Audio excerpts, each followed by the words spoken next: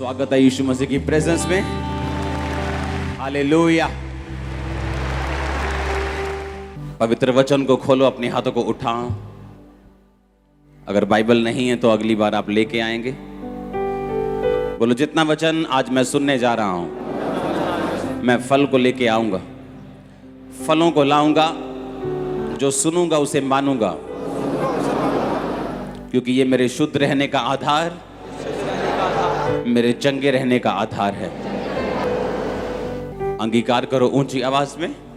तेरे जैसे अभिषेक कर दे मुझे तेरी नूर से, कि मैं बन सकूं तेरे जैसे अभिषेक कर दे। आमीन। परमेश्वर का आत्मा आपको डिलीवरेंस के लिए तैयार कर रहा है। डिलीवरेंस एक विश्वासी को भी चाहिए, एक पास्टर को भी चाहिए। डिलीवरेंस सिर्फ दुष्ट आत्माओं से नहीं होती, अगले लेवल पर जाने के लिए डिलीवरेंस चाहिए, परमेश्वर का फेवर चाहिए।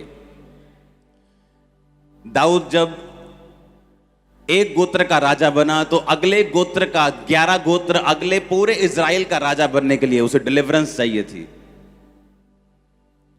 अपने फैमिली कर्ज से आपको फ्री होने के लिए डिलीवरेंस चाहिए। डिलीवरेंस सिर्फ दुष्ट आत्माओं से नहीं होती। डिलीवरेंस हर वो चीज जिससे आपको चाहिए वो डिलीवरेंस होती है, वो आज होगी आपकी। ये 7 हफ्तों में मैं आपको उस वचन की ओर लेके जाऊंगा जो आपको आपकी लाइफ की डिलीवरेंस लेने में मदद करेगा। जब ये सेवकाई स्टार्ट हुई तो बहुत सारे पास्टर्स से जब आज मैं मिलता हूं तो उनके बारे में, उनके दिमाग में ये विचार होता था, क्योंकि कोई भी बड़ी चर्च, ऐसा बड़ा चर्च, बहुत इक्का दुक्का चर्च थे जो बड़े थे, उनको लगता था कि जब मेरी चर्च 400 लोगों तक पहुंच जाएगी ये टूट जाएगी।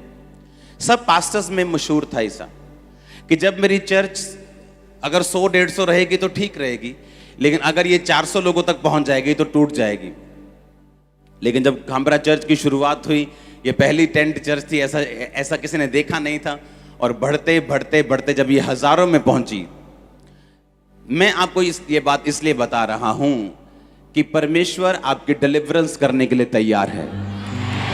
आप क्रिश्चियन हैं तो भी, आप पास्टर हैं तो भी, आप नॉन बिलीवर हैं तो भी, हर वो चीज जो आपको बांधती आई है, लास्ट डे यीशु मसीह के नाम में उसका आज। हालेलुया। परमेश्वर ने कहा, अगर तू मेरे वचन की इज्जत करेगा मैं तुझे आजाद करूंगा। उसने जो मुझसे प्यार किया इसलिए मैं उसको छुड़ाऊंगा, यानी डिलीवर करूंगा। उसने जो मुझसे स्नेह किया, यहोवा ने कहा, मैं उसको छुड़ाऊंगा, मैं उसको ऊंचे स्थान पर रखूंगा, क्योंकि उसने मेरे नाम को जान लिया है। परमेश्वर से प्रेम करना, उसका आदर करना। रूत का वचन आप सुन चुके हैं। संडे अगर आपने नहीं सुना, संडे मॉर्निंग का और इवनिंग का आप इंटरनेट पे जाके सुनेंगे, ताकि डिलीवरेंस का कोई भी वचन आप मिस नहीं करेंगे, क्योंकि ये आपकी लाइफ का मसला है, मामला है। आपके परिवार की डिलीवरेंस आपकी आत्मिक जिंदगी के साथ जुड़ी हुई। परमेश्वर ने यहोशू से कहा, यहोशू तुम मेरे साथ चलना, व्यवस्था की पुस्तक से एक भी बात इधर उधर नहीं करना, क्योंकि जो ये लोग कनान में जाएंगे वो तेरी ही विश्वास योग्यता जो तुम मेरे साथ रखेगा उसके अनुसार जाएंगे।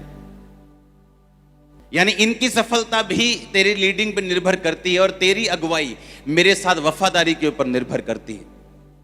आपके परिवार के डिलीवरेंस भी आप पे निर्भर करती है कई बार, यहां तक कि आपके नगर की, आपके शहर के डिलीवरेंस भी आपके साथ जो परमेश्वर का संबंध है उस चीज पे निर्भर करती है। जो संडे मैंने वचन दिया आप उसको सुनेंगे कि किस तरह से आपको एक मन बनाना है कि परमेश्वर तू मेरी जिंदगी में कुछ भी ना कर, लेकिन मेरी जिंदगी से मैं तू और तू कभी भी अलग नहीं होंगे। उस वचन को आप जाके सुने और आपको मालूम होगा। आज आपको ये बात ध्यान रखनी है, डिलीवरेंस एक बड़ा मसला है, ये छोटा मसला नहीं। डिलीवरेंस लोगों से, अनफ्रूटफुल लोगों से जो आपके लाइफ में हैं, आपकी मिनिस्ट्री में बैठे हैं, आपके रिश्तेदारी में बैठे हैं, आपको खींचने वाले, आप पर भार, लेकिन आपको उनको उठाना पड़ता है। आपको डिलीवरेंस चाहिए और खुदा आज आपको देगा। मुझे उसने दी है अनफ्रूटफुल लोगों से, और ये ऐसी चीज है जिन्हें आप खुद नहीं कर सकते, आप खुद उन्हें छोड़ नहीं सकते, लेकिन जब आप पर परमेश्वर का फेवर होता है वो धक्के से आपको लेके जाता है। उस समय आपको दुख लगता है, कई बार आपको स्ट्रेस फील होता है, लेकिन जब आप अपने आप को 6 महीने बाद, 3 महीने बाद देखते हैं, आप कहीं अधिक ग्रोथ में, कहीं अधिक ब्लेसिंग में। उस डिलीवरेंस की मैं बात कर रहा हूं जो लोग, मैंने लोगों को मसीह में रहते हुए 20-20 साल उसी बंधन में देखा है, क्योंकि परमेश्वर इमोशनल नहीं। अगर जिस लेवल की डिलीवरेंस वो आपको देना चाहता है, उस लेवल की समझ और उस लेवल का प्रार्थना, उस लेवल की वो स्पिरिचुअल नॉलेज भी आपकी जिंदगी में होनी चाहिए। यीशु मसीह के बाद जो चुना गया सेवक था अगुवा होने के लिए चेलों का, वो कौन था? यहूदा इस्करियोती। पर बना कौन? पतरस। था कौन? क्योंकि उसका वचन था, याकूब की पुस्तक 48, याकूब के उस निर्गमन के 48 में, जब याकूब ने कहा था कि यहूदा वो अगुवाई करेगा। पतरस की जो नॉलेज थी, जो स्पिरिचुअल लेवल था, उसने इतना मेंटेन कर लिया था। जब परमेश्वर ने पूछा कि तू मुझे क्या समझता है, उसने कहा तू जीवते परमेश्वर का बेटा मसीह है। बाकी चेले जो लोगों की बात भी सुनते थे कि लोग क्या कहते हैं, वो कहते थे कुछ तुझे ये कहते हैं, कुछ तुझे वो कहते हैं, कुछ तुझे ये कहते हैं। उसने कहा नहीं नहीं, तुम क्या समझते हो? पतरस कहता तू जीवते परमेश्वर का बेटा मसीह है। परमेश्वर ने कहा इस बात के कारण मैं कलीसिया किस पे बनाऊंगा? तुझ पे। अधोलोक के फाटक तुझ पे प्रबल नहीं होंगे। आमीन। इसका मतलब क्या? इसका मतलब पतरस की स्पिरिचुअल जो नॉलेज थी, जो लेवल था, इस टाइप का चला गया था कि उसने परमेश्वर से वो बातों को, वो डिलीवरेंस को ले लिया। कई बार आप वो डिलीवरेंस चाहते हैं लेकिन आपका वो लेवल नहीं।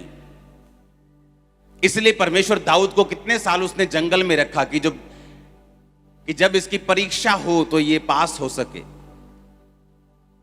यहूदा गोत्र का राजा बनाने के बाद भी 7.5 साल वो उसी का राजा रहा, इजराइल का राजा नहीं बन पाया, क्योंकि उस डिलीवरेंस के लिए उसे एक नए नॉलेज की, नई रेवलेशन की जरूरत थी। आमीन। वो डिलीवरेंस जो आपके फाइनेंस की है, आपकी फैमिली की है, आपके बच्चों की है, वो जो आपको एक नेक्स्ट लेवल पे ले जाती है, जिसके लिए आप सोचते हैं कि मैं वहां हूं, काश मैं वहां जाऊं, मेरी फैमिली में भी ऐसा हो, मेरे घर पे भी ऐसा हो, मेरा फाइनेंस का लेवल भी ऐसा हो। वही डिलीवरेंस के लिए मैं आपको इन 7 हफ्तों में तैयार करूंगा। आमीन। यूहन्ना 20 उसकी 24 से 28 आयत तक मैं पढ़ूंगा।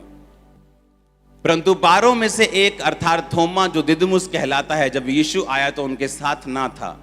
जब अन्य चेले उससे कहने लगे हमने प्रभु को देखा है, तब उसने उनसे कहा जब तक मैं उसके हाथों में कीलों के छेद ना देख लूं और कीलों के छेदों में अपनी उंगली ना डाल दूं, उसके पंजर में अपना हाथ ना डाल दूं, तब तक मैं विश्वास नहीं करूंगा। 8 दिन के बाद वो चेले फिर घर के भीतर थे और थोमा उनके साथ था और द्वार बंद थे। तब यीशु आया और उनके बीच में खड़े होकर कहा तुम्हें शांति मिले। तब उसने थोमा से कहा अपनी उंगली यहां लाकर मेरे हाथों को देख और अपना हाथ लाकर मेरे पंजर में डाल और अविश्वासी नहीं परंतु विश्वासी हो। ये सुन थोमा ने उत्तर दिया हे मेरे प्रभु, हे मेरे परमेश्वर। सब बोलो आमीन। यीशु ने कहा तूने मुझे देखा इसलिए विश्वास किया, धन्य वो हैं जिन्होंने बिना देखे विश्वास किया। अगली आयत पढ़ेंगे लूका 22 उसकी 54 से 61 आयत को। ये लूका का यूहन्ना पढ़ेंगे 24 से 29 और लूका 54 से 61 आप नोट करेंगे। लूका 22 से 24 से 61 आयत। ये उस टाइम का जिक्र है जब पतरस को परमेश्वर ने कहा था कि आज रात 3 बार तू मेरा क्या कर देगा? इनकार कर देगा। और बड़ी हैरानी की बात है, पतरस ने जब पहली बार इनकार किया, दूसरी बार इनकार किया, और जब तीसरी बार इनकार किया, 59 आयत अपनी स्क्रीन पे अगर है आपके पास तो सही निकालना। हाँ, फिर थोड़ी देर के बाद किसी ने पतरस को देखकर कहा, तू भी उन्हीं चेलों में से है। पतरस ने कहा, हे मनुष्य, मैं नहीं हूं। कोई घंटे भर बाद एक और मनुष्य दृढ़ता से कहने लगा, निश्चय ये उनके साथ था, क्योंकि ये गलीली है। पतरस ने कहा, हे मनुष्य, मैं नहीं जानता तू क्या कहता है। वह कह ही रहा था, तुरंत मुर्गे ने बांग दी। तब प्रभु ने घूम के पतरस की ओर देखा, और पतरस को प्रभु की वह बात याद आई जो उसने कही थी, आज मुर्गे के बांग देने से पहले तू 3 बार मेरा इनकार करेगा। परमेश्वर यहां है मान लो, और घेरा हुआ लोगों ने, महायाजक के सामने शोर मच रहा है, मार दो यीशु को, मार दो, इसने ऐसा किया, इसने ये परमेश्वर की तौहीन करता है, ये करता है। और सब हजारों लोग इस यीशु मसीह को पकड़े हुए हैं और शोर मच रहा है।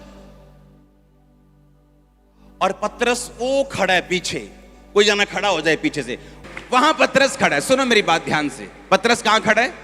वो पीछे, और यीशु मसीह यहां है। और यीशु मसीह पे आरोप लग रहे हैं कि तूने ये किया, तूने वो किया, तूने ऐसा कर दिया। शोर मच रहा है।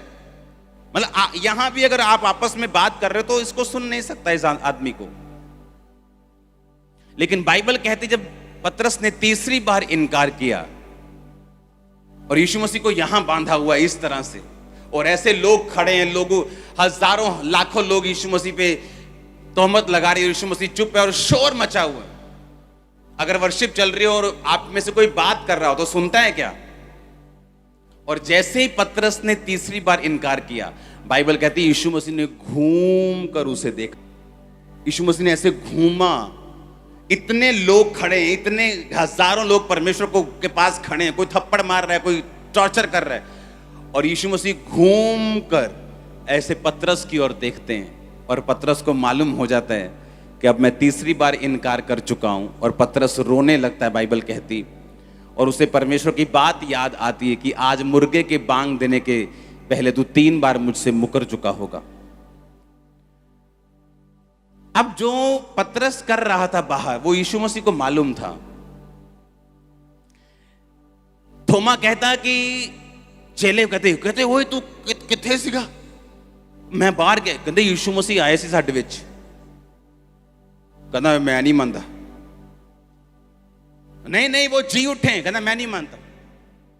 कहता अगर मुझे यकीन दिलवाना है तो पहले मैं जो नेजा जहां मारा था वहां उंगली डालूंगा, हाथ पर जो छेद है वहां उंगली डालूंगा, फिर बिलीव करूंगा कि वो जी उठा है। क्या वहां पे यीशु मसीह थे? जब थोमा ये बात कर रहा था, क्या वहां परमेश्वर मौजूद थे फिजिकली? क्योंकि जब वो चेलों को दिखाई दिए वो वहां से चले गए, और जब वो चले गए तो थोमा वापस आया। और थोमा क्या कहता है कि मुझे नहीं यकीन, अगर मुझे यकीन दिलवाना है तो परमेश्वर मेरे सामने आए और मैं उसके हाथ और पांव में उंगली डाल के देखूंगा। और बाइबल कहती थोड़े दिन बाद यीशु मसीह प्रकट हुए थोमा के पास, और थोमा को बोला ये ले डाल ले उंगली, और ये ले डाल। सुनो मेरी बात। और परमेश्वर ने कहा अविश्वासी नहीं पर विश्वासी हो। अब सुनो मेरी बात। मैंने अपनी लाइफ में ये नोटिस किया है,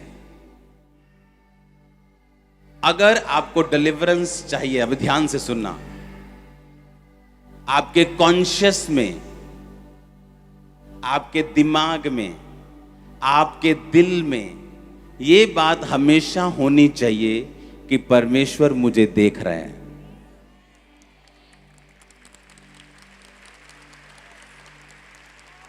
वो मुझे देख रहे हैं, वो मुझे सुन रहे हैं। एवरी टाइम आपके खाते, नहाते, देखते, सोते, पहनते, भागते, बेचते, बहन जी कुरकुरे ले लो, बेचते, कोल्ड ड्रिंक बेचते, मकान बनाते, मकान खाते, कुछ भी कर लो, हर टाइम आपके माइंड में ये कॉन्शियसनेस होनी चाहिए, परमेश्वर मुझे देख और सुन रहे हैं। अगर आपने ये नियम बना लिया, अगर आपने एहसास बना लिया, सिस्टम, अगर आपने यह सिस्टम बना लिया, मैं आपको बता रहा हूं, जितने लोगों ने बाइबल में डिलीवरेंस पाई है, बड़ी डिलीवरेंस की मैं बात कर रहा हूं, जैसे यूसुफ ने पाई जब वो जेल में था। और जेल में भी क्यों गया? उसने गलत काम करने से पोतीफर की पत्नी के साथ मना कर दिया, क्योंकि उसे यही दिमाग में था कि परमेश्वर मुझे देख। वहां कॉम्प्रोमाइज करता तो घर का हेड नौकर पहले से ही था, अब पैसा भी आता, उसकी वाइफ भी थी, आराम से वो अपनी जिंदगी बिता सकता था। लेकिन उसे मालूम था कि जिस स्थान को परमेश्वर ने मेरे लिए मसा किया है, मैं उस स्थान तक नहीं पहुंच सकता अगर मैं इस दुविधा में फंस जाऊंगा तो। आप मेरी बात समझ रहे कि नहीं? अगर उसे बड़ा छुटकारा चाहिए था तो उसे मालूम था कि परमेश्वर मुझे देख रहा है, और जो कुछ परमेश्वर से मैंने लेना है वह मैं उसे नहीं ले पाऊंगा अगर मैं परमेश्वर के वचन के खिलाफ चलूंगा तो। मैंने प्रैक्टिकली अपनी लाइफ में, लोगों की लाइफ में और दूसरे लोगों की लाइफ में, और बाइबल के जो कैरेक्टर हैं उनकी जिंदगी में देखा है, उन्हीं लोगों ने डिलीवरेंस पाई है, छुटकारा पाया है, जिन लोगों के दिमाग में यह था कि परमेश्वर मुझे देख रहा है और सुन रहा है। आप चोरी कर रहे हैं, वो आपको देख रहे हैं। आप व्यभिचार कर रहे हैं, वो आपको देख रहे हैं। वो वहां पे मौजूद नहीं था, उसने कहा नहीं नहीं, मैं नहीं मानता यीशु मसीह आए थे। मुझे तो तभी यकीन, मुर्दे जीवित करने के बाद, लंगड़े चलाने के बाद, इतना कुछ देखने के बाद भी वो अविश्वासी था। इमेजिन करो। और यीशु मसीह ने फिर उससे कहा, जब यीशु मसीह प्रकट हुए तो यीशु मसीह ने कहा, ये ले थोमा, मैं आ गया हूं, अब विश्वासी बन, अविश्वासी नहीं। परंतु धन्य वो जिन्होंने बिना देखे विश्वास किया। इसका मतलब जब थोमा ये बात कर रहा था, परमेश्वर वहां मौजूद थे कि नहीं थे? इसका मतलब जब पतरस 3 बार इनकार कर रहा था और उसे लगता था कि परमेश्वर तो बहुत दूर खड़े हैं, वो तो 500 फुट दूर है, इतने शोर में, और इतने शोर में जब उसने तीसरी बार इनकार किया, यीशु मसीह ने स्पेशल घूम के उसे ऐसे देखा पीछे, और उसे मालूम था कि वो सुन रहे हैं। उसे घूम कर स्पेशल देखा परमेश्वर ने, जहां चिल्लाहट सुनाई नहीं दे पा रही, जैसे मुर्गे ने कहीं बाहर बांग दी, तो यीशु मसीह ने घूम के पतरस की ओर देखा। जब हम अपने घर में हैं, अपने काम में हैं, अपने बिजनेस में हैं,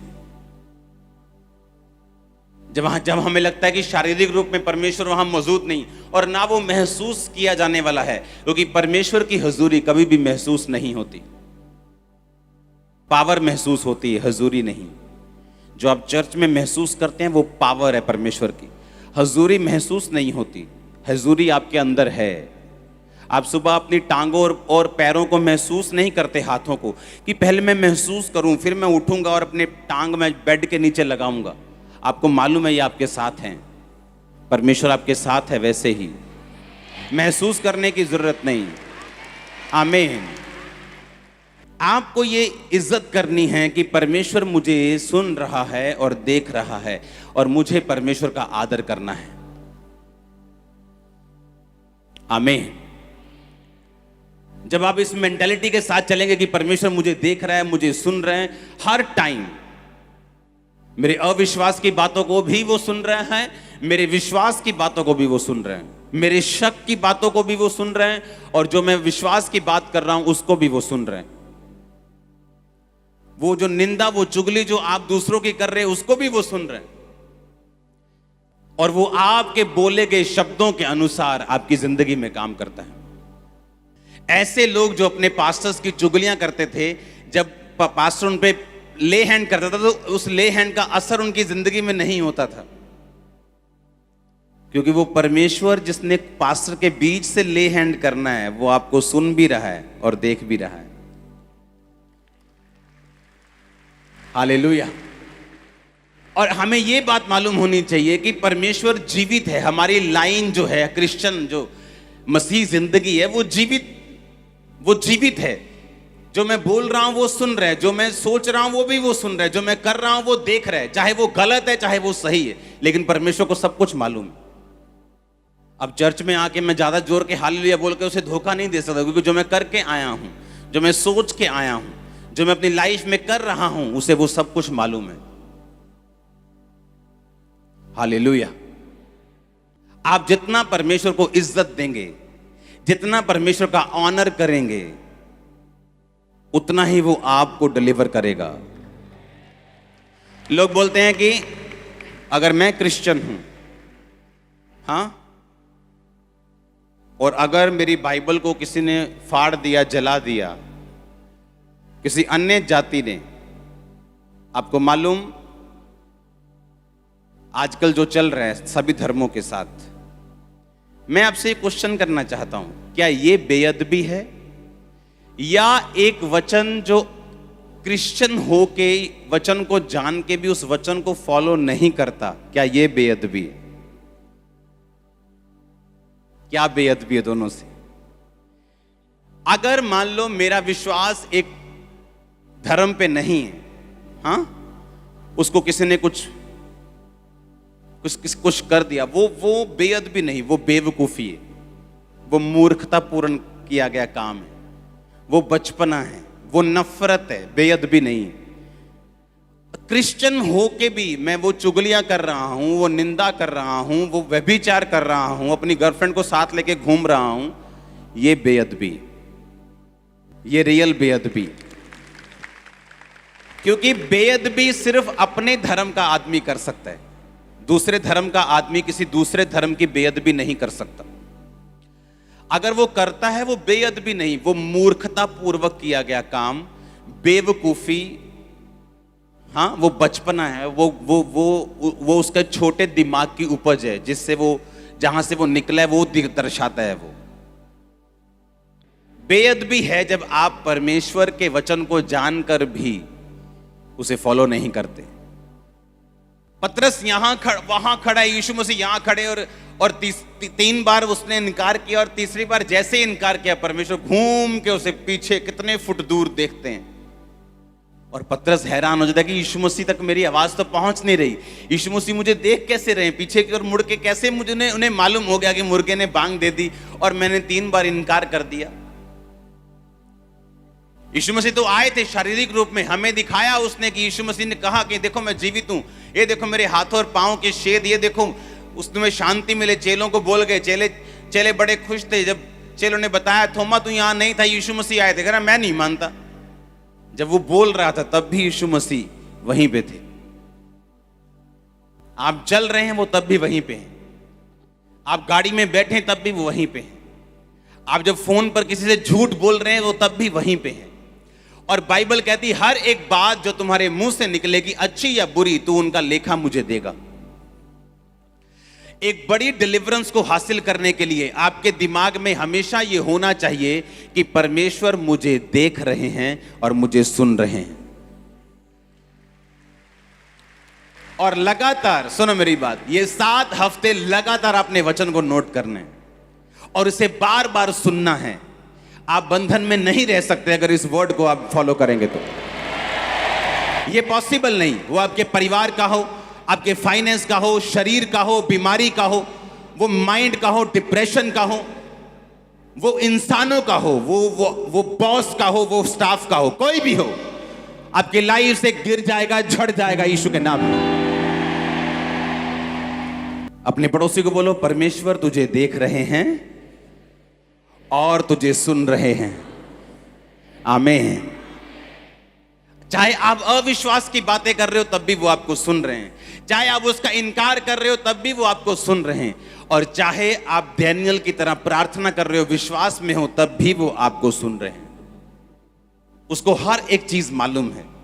बाइबल कहती है यहोवा की आंखें नित धर्मी को देखती हैं और यहोवा की पलकें नित धर्मी को जांचती रहती हैं।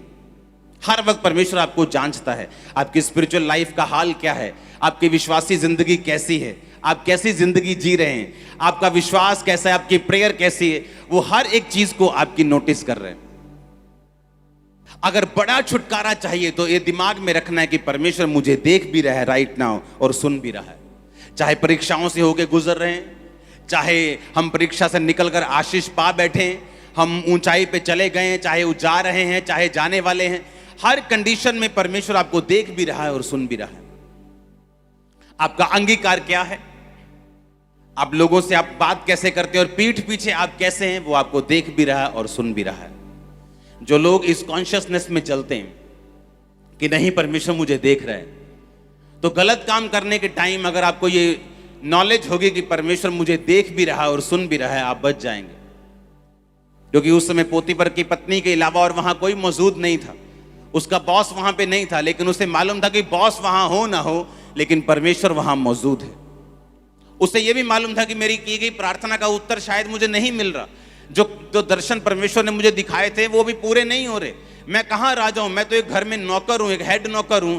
वो परमेश्वर का विजन शायद एक आत्मिक इल्यूजन था मेरी लाइफ में। हम जब धर्म में जाते हैं तो इल्यूजन हो जाते हैं, ऐसा होगा, वो शायद ऐसी चीज थी। लेकिन उसे मालूम था, फिर भी वो परमेश्वर के साथ इस कॉन्शियसनेस में रहा कि अगर मैं गलत काम कर रहा हूं तो परमेश्वर मुझे देख रहे हैं, मुझे सुन रहे हैं और मुझे इसका बदला मिलेगा। इसीलिए चाहे मैं छोटी सी छोटी कन्वर्सेशन कर रहा हूं फोन पर, मैसेज पर, मैंने कभी झूठ नहीं बोला। मुझे पता है परमेश्वर मुझे देख रहे हैं और मुझे सुन रहे हैं। अगर मैं जा रहा हूं, अगर मैं जिस जगह पे हूं, मैं वही बताता हूं, मैं यहां पहुंचा हूं, नहीं 10 मिनट नहीं लगेंगे, 15 मिनट लगेंगे, क्योंकि मैं यहां पे हूं। और लोग सरसरी झूठ बोलते हैं, हाँ जी कितने, मैं आ गया जी 5 मिनट, और अभी घर पे टाई लगा रहे हैं।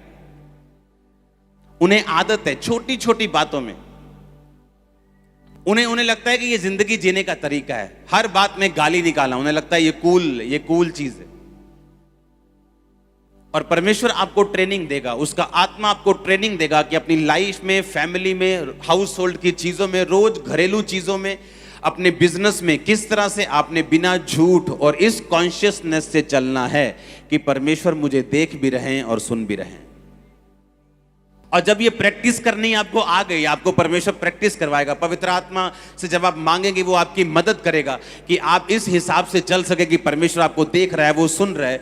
तो होता क्या है, जब आप इस कॉन्शियसनेस में, इस दिमाग से, इस सोच से चलना शुरू होते हैं, परमेश्वर आपको डिलीवरेंस के लिए तैयार करता है।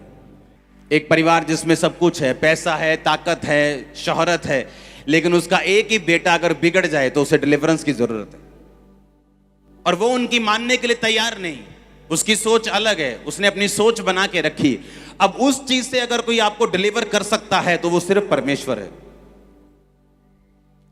आपकी लाइफ में ऐसे मसले जरूर आएंगे, हर एक बंदे की लाइफ में, जहां उसको कोई मेडिकल साइंस, कोई इंसान, कोई मां, कोई बाप, कोई भाई, कोई अमीर गरीब, कोई पॉलिटिशियन, कोई बंदा उसे डिलीवर नहीं कर सकता जब तक परमेश्वर उसकी जिंदगी में ना हो तो। हालेलुया। इसलिए हम दुनियावी तौर पे बड़े सक्सेसफुल लोगों को देखते हैं, लेकिन जब हम उनकी जिंदगी में झांकते हैं, उनकी जिंदगी में बहुत सारे ऐसे फेलियर्स हैं, बहुत सारे ऐसी प्रॉब्लम्स हैं जिनका वो हल खुद नहीं कर पाए, और बहुत सारे फेलियर्स जो उनकी लाइफ में हैं, उनके पर्सनल लाइफ में, उनकी फैमिली में हैं, वो कुछ नहीं कर पाए उस चीज के लिए। उन्हें लगता है कि ये लाइफ का हिस्सा है, ऐसा आजकल चलता है, दुनिया है, ये जिंदगी है, ये जिंदगी एक संघर्ष है, उन्हें ऐसा लगता है, पर ऐसा है नहीं। इसलिए परमेश्वर की हमको जरूरत है। जिनके पास पैसा है उनको भी, और जिनके पास नहीं है उनको भी, क्योंकि जिन चीजों से परमेश्वर आपको छुटकारा देगा, उन्हें उन चीजों से कोई दुनिया की ताकत आपको छुटकारा नहीं दे सकती। Hallelujah, hallelujah. उसने आपको चुना है बड़े काम करने के लिए, और वही आपको डिलीवर करना चाहता है। लेकिन उस डिलीवरेंस के लिए वो आपको तैयार करना चाहता है, कि जिस तैयारी से वो आपको तैयार करेगा ताकि आपकी जिंदगी में वो कार्य कर सके। कोई शक नहीं, परमेश्वर चाहता है दाऊद जैसे लोगों को वो राजा की कुर्सी पे बैठे, लेकिन उसके लिए जो तैयारी होनी थी वो 37.5 साल उसकी तैयारी चली, और 37.5 साल की उम्र में बाइबल कहती है वो पूरे इज़राइल का राजा बना। अपने पड़ोसी को बोलो, परमेश्वर तुझे देख और सुन रहा है। आंखों को बंद करके इमेजिन करो जो आपने आज बोला, जो आज आपने किया, जो आज आप सोच रहे थे, जो आज आप मांग रहे थे, हर एक चीज परमेश्वर के द्वारा वो नोटिस की गई और वो आपसे प्यार करता है, वो आपको छुड़ाना चाहता है। उसने कहा तुम जगत की क्या हो? ज्योति हो। उसने तुमको अगुवा होने के लिए ठहराया, तुम्हें गाइड करने के लिए ठहराया, और वो ये चाहता है कि तुम्हें इस बात की पूरी नॉलेज, और तुम इस मैंने लोगों को देखा है, क्रिश्चियन हैं, वो चर्च भी आते हैं, प्रार्थना भी करते हैं, रोजे भी रखते हैं, बोते भी हैं, लेकिन इस कॉन्शियसनेस में नहीं जीते कि परमेश्वर मुझे हर समय देख रहा है और सुन रहा है। एवरी टाइम, रोज रात को सोते वक्त भी मेरे को, नहाते वक्त भी मेरे को, खाते वक्त भी मेरे को, पीते वक्त भी मुझे देख रहा है और सुन रहे हैं। एवरी टाइम, हर समय वो आपको देख रहा है और सुन रहा है। आपके शब्द, आपकी चीजें वो आपको देख रहा है और आपको सुन रहा है। उसी हिसाब से वो आपको तैयार करेगा, उसी हिसाब से वो आपको बदला देगा कि वो आपको हर टाइम उसने देखा भी और सुना भी। उसने कहा तुम, मेरी पलकें नित तुमको जांचती और मेरी आंखें नित तुमको देखती हैं। अगर आप अपनी स्पिरिचुअल लाइफ के बारे में सीरियस है तो परमेश्वर भी सीरियस है, क्योंकि उसने आपको छुटकारा देने के लिए और उसके बाद आपको लोगों को छुटकारा देने के लिए इस्तेमाल करना है। और ये परमेश्वर का मिशन है, मालूम है आपको? ये परमेश्वर का डिवाइन मिशन है, ये उसका मिशन है। क्यों वो आपको छुटकारा देना चाहते हैं? क्यों वो चाहता है कि आप इस कॉन्शियसनेस में जिएं? क्योंकि परमेश्वर का मकसद है आपको स्वर्ग में लेके जाना, रूहों को बचाना। एक लेबर को बचा सकता है, एक मिस्त्री से रोज मिलता है, एक जॉब करने वाला अपने स्टाफ से, बॉस से रोज मिलता है, एक बिजनेसमैन रोज अपने बिजनेस में जाता है। हाँ, एक डॉक्टर अगर क्रिश्चियन है तो रोज वो डॉक्टर से, नर्स से मिलते हैं। क्यों परमेश्वर ने उनको बचाया? ताकि वो अपने जैसे लोगों को बचा सकें। जब राजू श्रीवास्तव बीमार थे, मालूम है, कॉमेडियन, तो जॉनी लीवर से मेरी बात होती थी, तो एक दिन वो गए वहां पे हॉस्पिटल में और उस पे ले हैंड करके आए।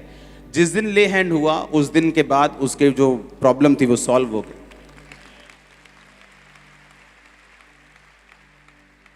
और परसों जब हम फोन पे थे तो मैंने उनको बोला, मैंने कहा चलो हम आज मिलके उन पे प्रेयर करते हैं हम। तो उन्होंने उसके, राजू के कान पे फोन लगाया, उनकी वाइफ को फोन दिया, तो मैं और जॉनी लीवर प्रेयर कर रहे थे उस पर लगातार। और मैंने अपने बंदे को भेजा, मैंने कहा जाओ ऑयल और रुमाल दे के आओ। और 2 दिन, एक दिन अगले दिन होश आ गया उनको। अब जो बंदा इंटरटेनमेंट इंडस्ट्री में है वही उनको बचा सकता है। एक हीरो से बात कर सकते हैं, और यही परमेश्वर का मकसद है। अगर वो आपको छुड़ाना चाहता है तो इसका मकसद है वो आपको इसलिए ब्लेस कर रहा है कि वो दूसरों को आपके जरिए छुड़ा सके। और जब आप ये सोच में चलते कि परमेश्वर मुझे देख रहा है और सुन रहा है, और आप परमेश्वर के साथ चलना शुरू करते हैं, आप तो होते हैं ब्लेस, आपको तो छुटकारा मिलता है, लेकिन आप एक वेपन बन जाते हैं, एक जरिया बन जाते हैं परमेश्वर का दूसरे लोगों को छुड़ाने के लिए। आप समझ रहे कि नहीं? आपको यह बात बड़े ध्यान से समझनी है कि परमेश्वर जब थोमा से मिला तो उसने कहा, जो कुछ तूने कहा था मैंने वो सब सुना था। मैं शारीरिक रूप में मौजूद नहीं था उस समय तेरे पास, तो इसका मतलब ये नहीं कि मैं सुन नहीं रहा था। हम चर्च में हैं तो परमेश्वर सुन रहे हैं, लेकिन जब हम अपनी रसोई में हैं वो तब भी आपको सुन रहे हैं। हम बर्तन मांज रहे तभी वो सुन रहे हैं। आप जब परमेश्वर में आगे बढ़ेंगी ना, आप बर्तन मांजते मांजते भी प्रेयर कर सकती हैं। पता है आपको क्या? पोछा मारते मारते भी प्रेयर कर सकती हैं, काम पे प्रेयर कर सकती हैं। इसका मतलब ये नहीं हम अलग टाइम परमेश्वर को ना दें, हम अलग टाइम भी देंगे परमेश्वर को। लेकिन जब आपको ये बात की समझ आ जाती है कि परमेश्वर मेरे साथ है, वो मेरी सुन रहा है, मेरी नेगेटिव शब्दों को भी वो सुनता है, मेरे पॉजिटिव शब्दों को भी वो सुनता है, आप अलर्ट हो जाते हैं और परमेश्वर की प्रेजेंस आपके साथ चलना शुरू होती। क्योंकि आपको हर टाइम लगता है कि परमेश्वर मेरे साथ है, वो मुझे सुन रहे हैं, तो धीरे धीरे फिर वही आदत पक जाती है और आपको जो लगता रहता है वो हो जाता है, वो हर टाइम आपके साथ चलता है। ऐसी लाइफ में आपकी घटनाएं होंगी, ऐसे परमेश्वर काम करेगा जो आपने सोचे भी नहीं। जब आप इस कॉन्शियसनेस से चलेंगे, वो ऐसे आपकी जिंदगी में काम करेगा, आपने सोचा तक नहीं होगा कि वो किस तरह से आपको इस तरह से किस तरह से डिलीवर कर रहा है, किस तरह से वो आपको अगले लेवल पे लेके जा रहा है, जो आपके साथ पॉसिबल नहीं था, जो आप नहीं कर सकते थे, आपके मित्र भी नहीं कर सकते थे आपके लिए, वो परमेश्वर ने किस तरह डिवाइन ईश्वरीय रीति के साथ आपकी जिंदगी में किया। इस सोच के साथ चलना कि परमेश्वर मुझे सुन रहा है, मुझे देख रहा है, हर टाइम एवरी टाइम जो कुछ परमेश्वर ने कहा है मैं उसे पूरा करूंगा। और असली बेअदबी क्या है? उसको जानकर भी उस काम को ना करना। दूसरी बातें बेवकूफी हैं। बाइबल को पटक देंगे तो वो तो वचन क्या है? वचन तो उसके मुंह से निकला है। बाइबल में तो मैंने छापा है, तुमने छापा है। तुम पंजाबी हो, तुमने पंजाबी में छाप दिया, बंगाली ने बंगाली में छाप दिया, इंग्लिश वाले ने इंग्लिश में छाप दिया, यहूदी ने इब्रानी में छाप दिया। लेकिन असली वचन क्या है? जो उसके मुंह से निकला है, उसे पूरा करना, इज्जत करना है। उसे गिराना, उसको बाइबल को जलाना बेवकूफी है, मूर्खता का काम है। लेकिन जो मुंह से निकला पूरा ना करना, ये असली बेअदबी है। आमीन। ये तो उसके मुंह से निकला है, इसे पूरा करना है, इसे फॉलो करना है। वो मेरे साथ है, वो मुझे देख भी रहा है और सुन भी रहा है। हर टाइम आप लो फील कर रहे हैं तब भी, आप हाई फील कर रहे हैं तब भी, आत्मा से भरा हुआ महसूस कर रहे हैं तब भी, अकेला महसूस कर रहे हैं तब भी, वो आपको देख भी रहा है और सुन भी रहा है। हर टाइम अगर आप इस दिमाग से चलेंगे तो कई बार आप बर्तन मांजते मांजते प्रेयर करेंगे कि परमेश्वर मैं चाहनी हूं, तभी पूरा हो जाएगा। वो बात मालूम आपको? तभी, राइट नाउ, तभी। क्योंकि आपको ये मालूम होगा कि परमेश्वर मेरे साथ और मेरी वो सुन रहे। आप जस्ट ड्राइव कर रहे हैं इस कॉन्शियसनेस के साथ कि परमेश्वर मेरे साथ है और मुझे सुन रहा है और मुझे देख रहा है। फिर जो स्कूटरी पे लड़की गई है, आप उसको फॉलो नहीं करेंगे।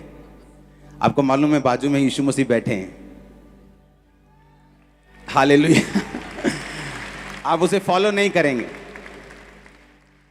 फिर फॉलो करने के बाद, ओए की देखदा तू? नहीं, मैं सूट देखदा ही, मैं लेके देना ना अपनी भैन, मैं सूट देखदा सी। हालेलुया। अगर आपको मालूम है यीशु मसीह आपके साथ बैठे हैं, वो आपको देख रहे हैं और सुन रहे हैं, आप बचे रहेंगे। और अगर आप बचे रहे तो परमेश्वर एक कैपेबल आदमी, एक सफल स्पिरिचुअल आदमी, उसको एक लेवल पे कभी नहीं रखते। उसकी बरकतें हमेशा बढ़ती हैं। आपकी कंपनी में बहुत सारी जॉब्स हैं।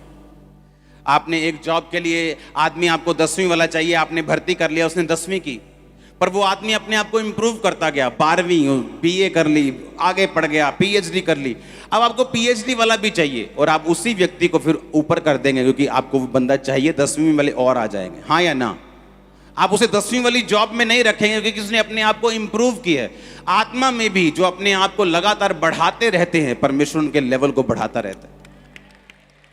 आप एक जगह नहीं रह पाएंगे, या आपका वही स्पिरिचुअल लेवल, आप वहीं खड़े हैं उसी बरकत में, ऐसा नहीं होगा। आपकी बरकतें बढ़ती जाएंगी, आपकी ब्लेसिंग्स बढ़ती जाएंगी। आपको जस्ट अपने आप को आत्मा में बढ़ाना है। यहां से जाएंगे तो क्या सोच के जाना है? परमेश्वर मुझे देख भी रहा है और सुन भी रहा है।